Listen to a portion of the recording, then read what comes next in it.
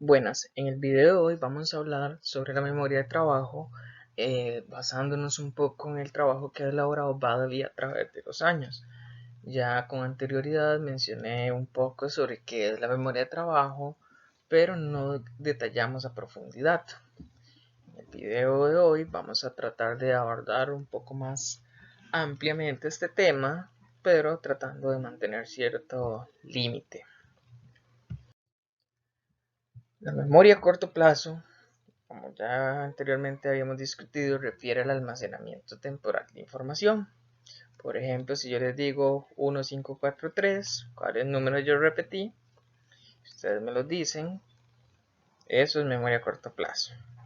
Cuando hablamos de memoria de trabajo, no solo se limita al almacenamiento temporal, sino que también implica una combinación entre este almacenamiento y la manipulación de información. Es decir, si yo, por ejemplo, usara esta misma secuencia de números 1, 5, 4, 3 y les digo, cuando yo se las presente, me la deben decir a la inversa, ustedes deberían decir 3, 4, 5, 1.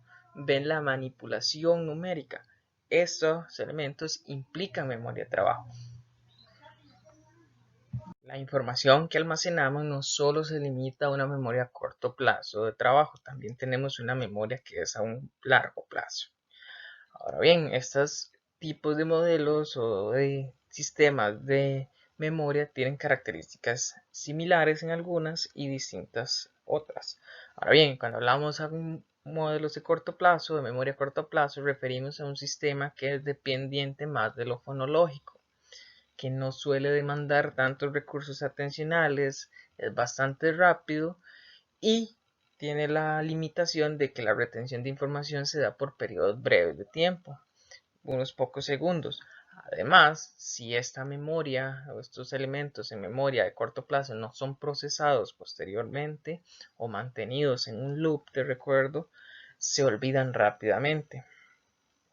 Por otro lado, los sistemas de memoria a largo plazo son semánticamente organizados. Tienen una capacidad rápida para secuencias significativas, es decir, por ejemplo, las oraciones o textos más complejos que implican una estructuración más elaborada, pueden aprenderlo y almacenarlo de una manera más rápida si tiene significado para la persona o valencia. Asimismo, o como contrabalance, aunque le permite procesar de manera más rápida secuencias organizadas y complejas, cuando le presentamos a este tipo de memoria palabras que no tienen relación o oraciones sin sentido, por decirlo de alguna manera, es más difícil organizarlo por el tipo de organización que utiliza. Además, aunque este tipo de memoria permite almacenar la información por periodos más prolongados de tiempo, el tiempo para procesar la información es más lento o requiere más tiempo de procesarlo. Entonces es un intercambio ahí. Procesa la información de una manera más lenta, pero perdura más. Ahora bien, cuando hablamos de un sistema fonológico en el corto plazo y semántico en el largo plazo, hablamos o referimos que en el sistema a corto plazo lo fonológico refiere a una articulación más verbal o subvocal, como esa voz interna que tenemos. Si yo les digo piensen en los números que teníamos o que les solicité en la diapositiva pasada, ustedes pensarán 1, 5, 4, 3, probablemente más como una voz que de alguna otra manera. En cambio, el sistema a largo plazo lo organiza semánticamente con una lógica de oración o estructuración más compleja que puede implicar, bueno, no solo lo fonológico, sino también la semántica, dibujos o un poco más elaborado de procesar la información. Este procesamiento que les decía demanda más tiempo, lo que permite que la información dure por más tiempo al tener un mayor significado para la persona. En consideración de la memoria de trabajo, Baddeley es uno de los autores que propone un modelo, una teoría explicativa que ha ido desarrollando a lo largo de más de 30, 40 años, iniciando en los 70 y que ha sido nutrido por investigaciones de múltiples personas y ha sufrido múltiples cambios a lo largo del tiempo. El modelo inicial que Baddeley proponía hablaba de un sistema ejecutivo central que tenía dos subsistemas, un bucle cronológico que mantenía la información fonológica, como lo alude su nombre, y otro agenda visoespacial que procesaba las informaciones más semánticas o imaginación o elaboradas de diferente manera a lo fonológico. Este modelo partía de tres premisas. Primero, que con solo mantener información en esta memoria de corto plazo de trabajo, se generaba una transferencia a la memoria a largo plazo. Es decir, si usted procesaba información a corto plazo, automáticamente se iba a hacer un recuerdo. Recalcando que la naturaleza del procesamiento es crucial, en donde a mayor profundidad, mayor elaboración y procesamiento de la información, y esto conlleva un mejor aprendizaje.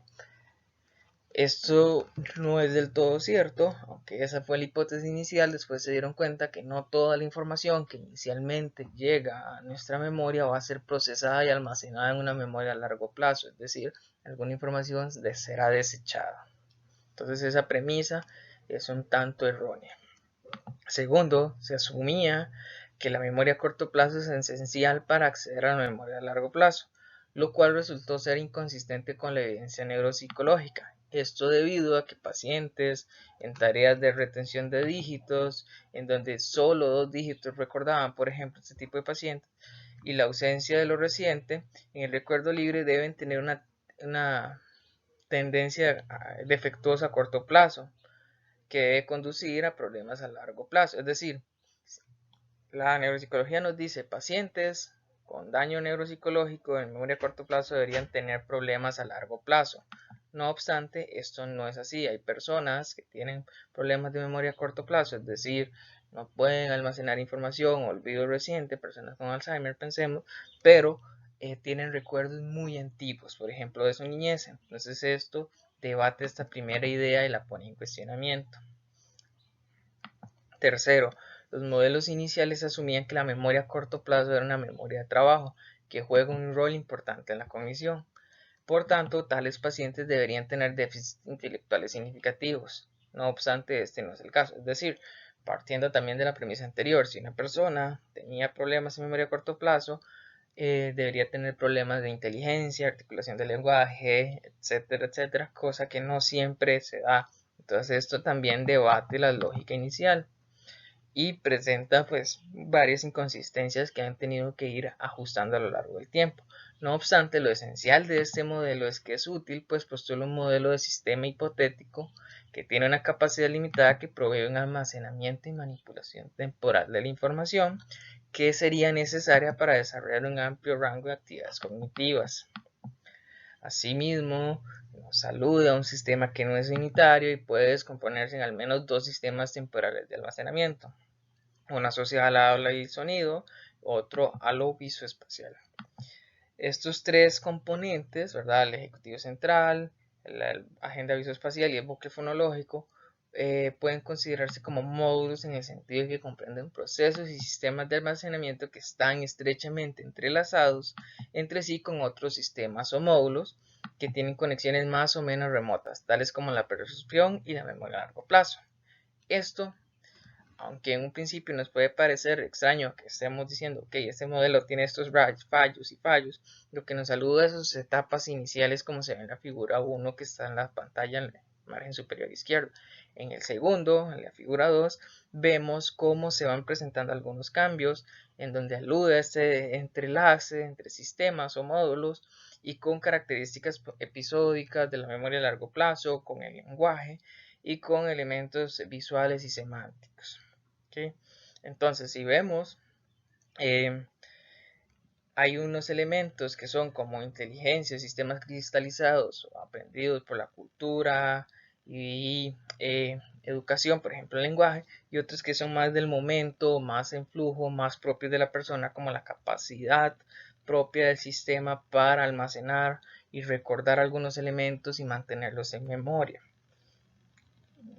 En el tercer figura, en la derecha, que es el sistema en donde Baddeley aún hace otra adición más reciente que habla del bucle, el buffer episódico, que es un sistema que integra información de una gran cantidad de recursos en un código multidimensional.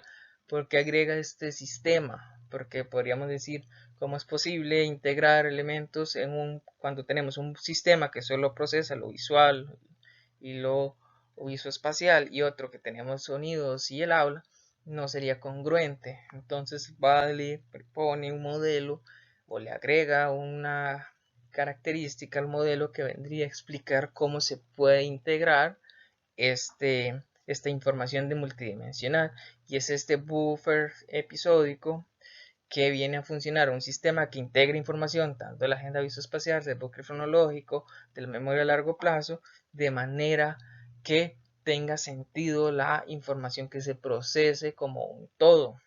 Porque por un lado, si yo les digo a ustedes, imaginen una vaca sentada en una silla, esta es una tarea que inicialmente entraría por el bucle fonológico, pero al hacer ustedes esta manipulación de la información, hacer la imaginación de hacerse la representación mental de la vaca sentada en una silla, estarían usando la agenda visoespacial. Vemos cómo se están integrando dos sistemas para elaborar esta imagen. Este sería el buffer episódico. El ejecutivo central viene a ser este sistema que nos permite en alguna medida dirigir la atención a los recursos que nos interesa, inhibir la atención y mantener orquestando el funcionamiento de los demás bucles e integrando la información, y en alguna medida concluyendo esta información es relevante, debe almacenarse a largo plazo o debe desecharse porque ya no nos es importante. El ejecutivo central, como les decía, el sistema, perdón, de Baddeley tiene múltiples sistemas. Cuando hablamos del bucle fonológico, hablamos que es un almacén que comprende un conjunto de medios para mantener información mediante ensayos vocales y subvocales, es decir, lo que viene derivado del habla se mantiene acá, y es esta vocecita que yo les hablaba que teníamos adentro. Se considera que este loop funciona como interacción entre memoria de trabajo y memoria a largo plazo, y que es un intercambio direccional. Por ejemplo, cuando la información que nos llega del ambiente a la memoria de trabajo se considera relevante y valiosa, se puede pasar o enviar, por decirlo de alguna manera, a la memoria a largo plazo para que se almacene y guarde. Por ejemplo, si ustedes están dando en clase un problema, una fórmula, un teorema verbalmente, esta información llegaría al bucle fonológico. Si se considera relevante, la persona o el estudiante podría tratar de procesarlo e integrarlo por medio del lenguaje a la memoria a largo plazo porque sería un elemento relevante.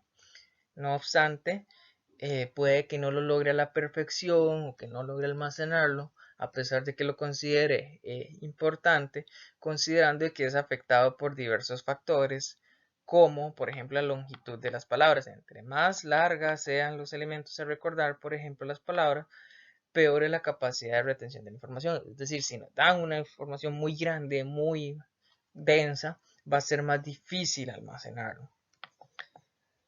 Segundo, hay una supresión articulatoria o otro elemento que entra en juego para afectarlo. Muchas veces la manera en que vamos a ir almacenando la información es repitiéndolas o manteniéndonos en la mente, repasando la fórmula, el teorema o lo que sea que nos estén facilitando la información.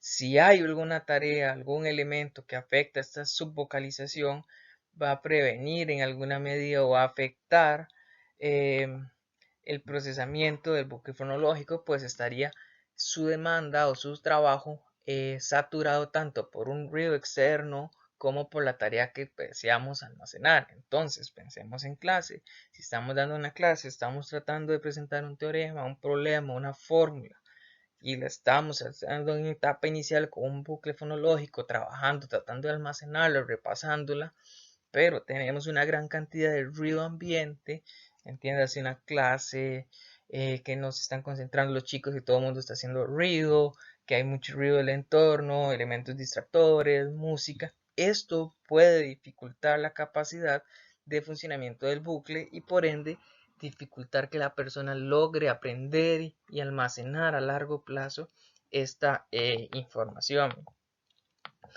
Aquí es donde entran también los sonidos irrelevantes, que aunque parece uno pensaría que sonidos irrelevantes por su nombre no nos van a afectar en el procesamiento de información, parece que sí lo hace, especialmente cuando son tonos fluctuantes.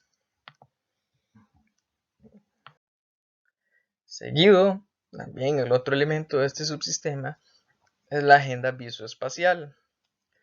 Se mostró que la memoria visoespacial o refiere a este tipo a una memoria en donde se almacena información visual y espacial durante un cierto tiempo y actúa como ese ojo interior o esa imagen que nos hacemos. Si yo les digo, imaginen a su madre, ¿ok? Ustedes van a tener una imagen, ¿ok? ¿Qué imagen va a tener? ¿Cómo va a estar compuesta? Va a depender mucho de la persona, ¿okay? ¿Qué vestimenta? Si va a estar sonriendo o no. Va a depender mucho de cómo la visualicemos. Esta memoria o este tipo de almacenamiento habla de que podemos mantener una imagen relativamente clara y positiva durante unos 30 segundos, pero si en alguna medida tenemos que estar cambiando de tarea, pensando no solo en la imagen, sino haciendo otra tarea y alternando de una a otra, se ha encontrado que es mucho más difícil mantener estas representaciones mentales, lo que sugiere que estamos constantemente elaborando la imagen, no es una imagen que hacemos y ya se queda ahí. Entonces esto alude a la importancia de, cuando estamos haciendo algunas tareas, tratar de mantener una linealidad y solo hacer lo que corresponde, de manera que nuestros recursos estén direccionados a lo que nos es de interés, porque si los estamos flexibilizando demasiado, podemos agotarlos o dificultar que den su máximo rendimiento. Asimismo, si hacemos esta imagen, pero tiene muchos elementos, muchos detalles, el margen de error será mayor. Esto alude a que no tenemos una capacidad de imaginación ilimitada. Entonces, a veces es más rentable apostar por algo simple y poco a poco ir agregando elementos que presentar una imagen global de lo que sea que estemos trabajando y ir abordando poquito a poco, de manera que la sobrecarga no sea tan grande para la persona. Y bueno, esto se apoya en técnicas mnemotécnicas de imágenes visuales, de imaginería, de formas de hacer representaciones visuales en nuestra cabeza o en nuestra mente, que va a depender un poco de persona a persona, que en alguna medida uno podría pensar que estudiando o aprendiendo diferentes formas de imaginería podríamos ayudar a que esta capacidad visoespacial sea más aprovechable. Hemos hablado de diferentes subsistemas, la agenda visoespacial, el bucle fonológico y en alguna medida el buffer episódico, cada uno con sus características particulares, pero vemos que de igual manera el ejecutivo central es el que se encuentra a nivel superior. ¿Por qué? Porque este sistema es, como lo describe Baddeley, como un homúnculo que está ahí arriba en nuestra cabeza que nos permite hacer tres tareas principales: focalizar la atención, dividir la atención y flexibilizar la atención entre tareas. ¿Qué implica esto? ¿Qué quiere decir esto? Que el ejecutivo central es el que ordena el funcionamiento de los demás subsistemas, cómo interactúan, a qué se enfocan, qué no deben enfocar, en qué momento deben cambiar. Es el que orquesta el funcionamiento de todos estos subsistemas. Asimismo, si podemos o hacemos inferencia, podemos ver que habla de atención y flexibilidad. Estos elementos, si recuerdan, aluden a otras funciones ejecutivas: flexibilidad cognitiva, atención, inhibición de la conducta o de la atención en alguna medida dependiendo del caso. Es decir, el ejecutivo central está interactuando con las otras funciones ejecutivas de manera muy cercana para regular el funcionamiento de qué elementos traemos a nuestra memoria, a qué le prestamos atención, a qué tareas, en qué medida, en qué proporción, cuándo debemos cambiar de una, cuándo debemos dejar de prestar atención a otra, etc. Es decir, es un sistema que está orquestando el funcionamiento de nuestro organismo.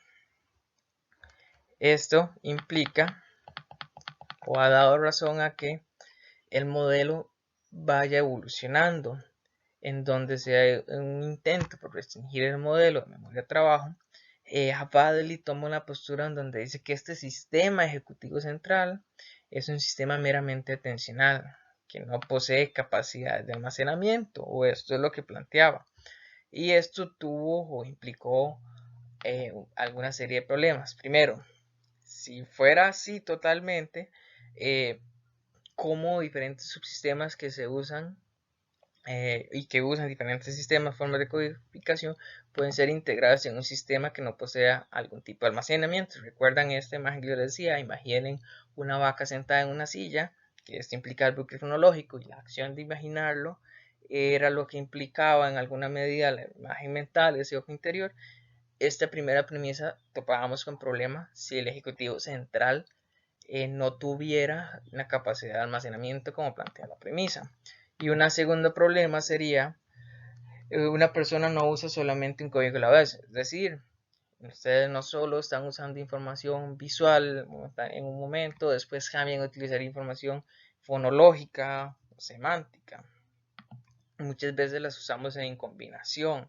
Un ejemplo de ellos, un ejemplo de ello podría encontrarse en el procesamiento del lenguaje, en donde una frase puede mostrar una influencia de codificación fonológica, justo lo que les decía el ejemplo de la vaca, en un momento breve, y seguidamente en combinación puede implicar un procesamiento más semántico y de imaginación y visual, como era la vaca sentada en la silla.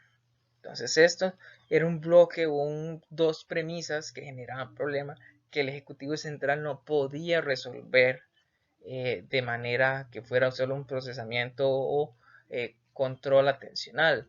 Para esto el modelo de Hadley evoluciona y plantea este buffer episódico.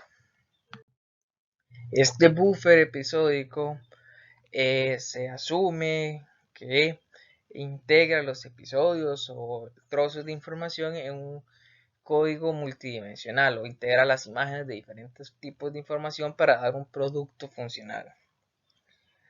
Esta capacidad de procesar información es limitada. La literatura, los experimentos que hacía Hadley aluden que anda por ahí de 4 elementos de información, aunque puede cambiar un poco de persona a persona, y muy importante, de acuerdo a las técnicas que puede utilizar la persona para aprovechar y almacenar elementos, que es algo que ya les hablaba también en la lectura anterior de funciones ejecutivas. Por ejemplo, cuando almacenamos un número de teléfono, tratamos de aprenderlo, que no vamos número por número, sino que hacemos segmentos, 87, 30, 40 y algo, etcétera. Entonces, esto alude o que este buffer es el que tiene una capacidad limitada, pero podemos modularlo y potenciarlo en alguna medida si utilizamos técnicas apropiadas. Este buffer actúa no solo como almacén, no solo entre los componentes de esta memoria de trabajo, sino también se une a la percepción, a los elementos que percibimos del ambiente y con la memoria a largo plazo. Esto es posible debido a que tendría una capacidad de generar representaciones multidimensionales, pero de capacidad limitada. Esto podemos verlo cuando, por ejemplo, estamos utilizando representaciones mentales, donde decimos imagínese estos elementos, vamos a hacer, tengo 3 piedritas, vamos a sumarle 2 piedritas, hágase la imagen mental o juegue literalmente con tener piedritas a mano.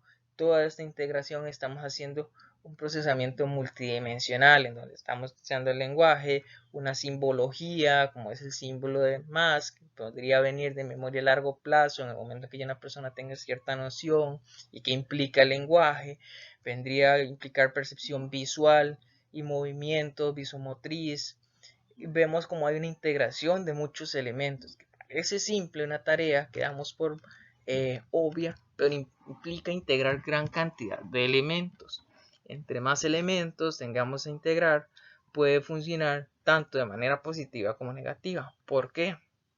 Si estamos sobrecargando el sistema con una gran cantidad de elementos y muy complejos, puede que la capacidad no sea la adecuada, pero depende si algunos de estos elementos vienen más bien a aligerar la carga y ya no tenemos que hacer tantas representaciones mentales, o, o algunos movimientos vienen a aludir a algunos procesos cognitivos más complejos, puede funcionar para liberarnos eh, información o carga de información en nuestro sistema de memoria de trabajo y permitir que la memoria sea más eficiente o procese de mejor manera la información que tiene en el momento. Y esto es como, por ejemplo, tener las pistas o las tablas de las fórmulas a mano ya nos libera la carga de tener que estar imaginando y recordando toda la fórmula, sino simplemente vemos la fórmula y sabemos qué implica y qué información tenemos que ir extrayendo momentáneamente de manera lineal.